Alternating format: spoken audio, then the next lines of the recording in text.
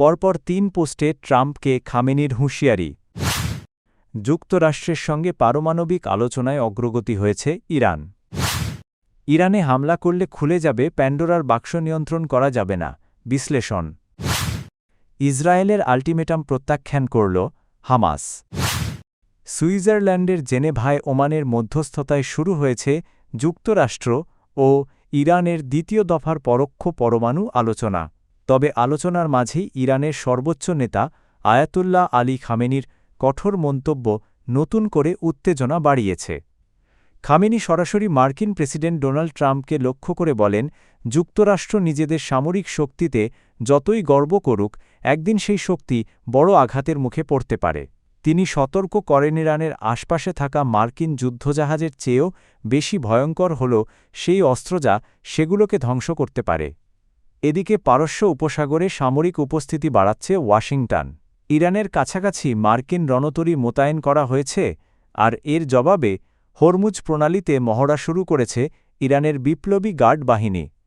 আলোচনায় যুক্তরাষ্ট্রের প্রতিনিধিত্ব করছেন স্টিভ উইটকফ ও জ্যারেড কুশনার, আর ইরান নেতৃত্ব দিচ্ছেন পররাষ্ট্রমন্ত্রী আব্বাস আরাঘচি।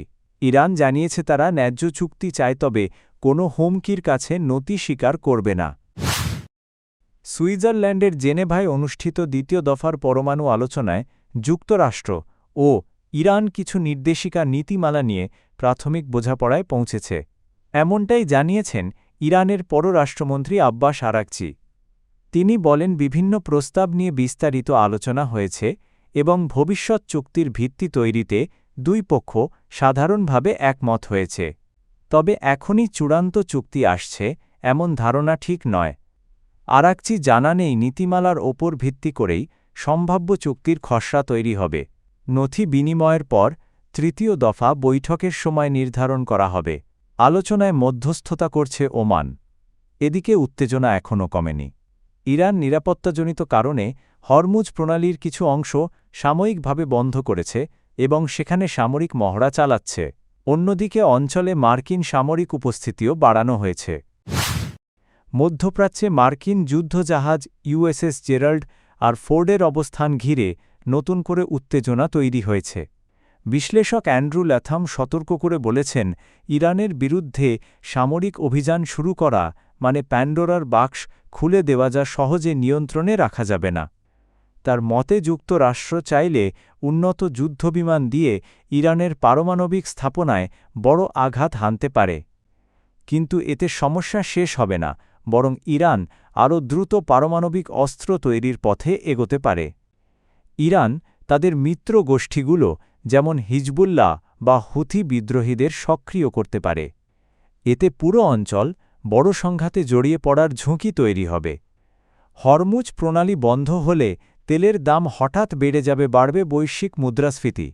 এতে মিত্র দেশগুলো চাপের মুখে পড়বে, আর রাশিয়ার মতো তেল সমৃদ্ধ দেশ লাভবান হতে পারে। মধ্যপ্রাচ্যে বড় যুদ্ধ শুরু হলে চীন ও রাশিয়া মোকাবিলায় আমেরিকার মনোযোগ দুর্বল হয়ে পড়তে পারে। এতে তৈরি হবে স্ট্র্যাটেজিক ওভারস্ট্রেচ, অর্থাৎ একসঙ্গে বেশি যুদ্ধের চাপ সামলাতে গিয়ে শক্তি ছড়িয়ে পড়া। ইরানে হামলা সাময়িক সামরিক সাফল্য আনলেও দীর্ঘমেয়াদে তা আঞ্চলিক যুদ্ধ, অর্থনৈতিক সংকট এবং নতুন ভূ-রাজনৈতিক ঝুঁকি তৈরি করতে পারে। গাজায় নতুন উত্তেজনা তৈরি হয়েছে। ইসরায়েল ৬০ দিনের মধ্যে নিরস্ত্রীকরণের আল্টিমেটাম দিলেও তা সরাসরি প্রত্যাখ্যান করেছে হামাস।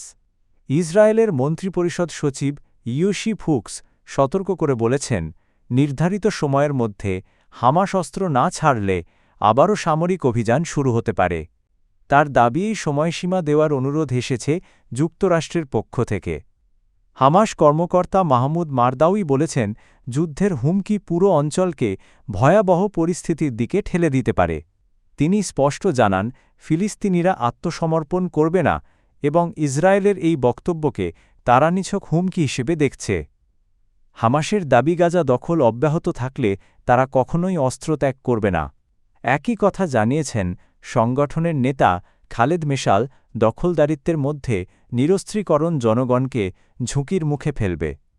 ২০২৩ সালের অক্টোবর থেকে ইসরায়েলি অভিযানে ৭২,০০০-এর বেশি মানুষের মৃত্যু হয়েছে বলে গাজা কর্তৃপক্ষ জানিয়েছে। প্রায় ২০ লাখ মানুষের মধ্যে ১৫ লাখই বাস্তুচ্যুত আর খাদ্য ও চিকিৎসা সরঞ্জাম প্রবেশও সীমিত।